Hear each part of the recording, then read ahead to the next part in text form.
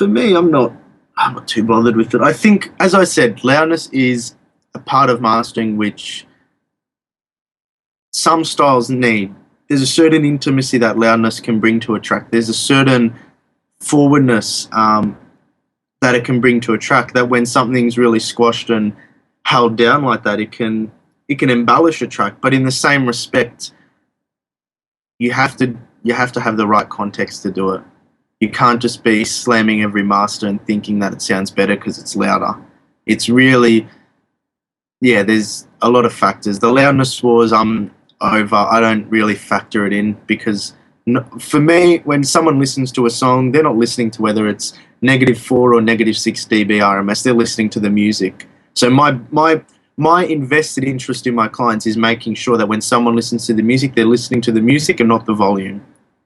But I mean, surely there are times, there have been tracks that I've listened to and they're extremely well composed, extremely well mixed, but there are just certain points in the track where it's so loud that it's clipping, and the clipping doesn't sound good, and it kind of ruins the track, at least for me.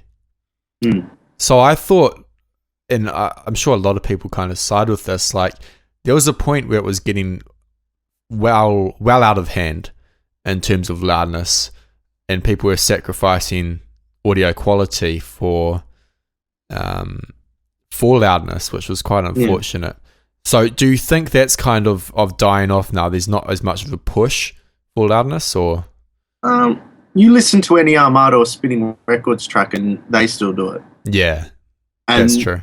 And I always get references from them. And you know what? That push, I reckon, is dying down. And I think if for any listeners out here, this is a really good test. Take an Armada or Spinning Records master and level match to the mix you're doing.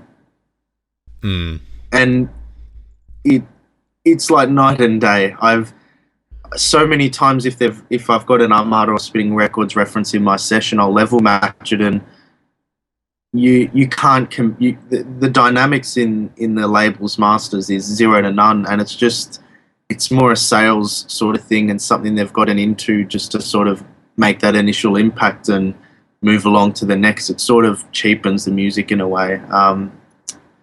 Look, anyone listening who's thinking about loudness, or I've even seen on the forums, even in the EDMProd one, people getting concerned about loudness levels, or, I'm trying to achieve this. And for me, if you're an artist, if you're a musician and you're trying to communicate with an audience and you have a good set of ideas down, don't worry yourselves about it.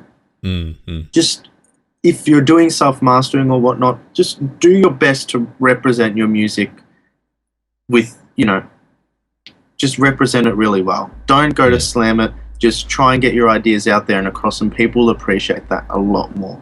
Like, do you know of AC Slater? No, I don't. Man, I was doing a deep house session probably a fortnight ago, and someone gave me his references, and then they're not, the references he gave me, the tracks he gave me weren't slammed or loud. They had a lot of movement and dynamic in them, and I was like, cool. This is what music's about. There's, Dead Mouse, I haven't listened to many of his masters and sort of assessed them, but I recall reading one of his statements saying, if it's not loud enough, turn the volume up. Yeah. And it's like, well, that's true. Like, if someone wants to listen to something loud, they're going to fucking slam it up.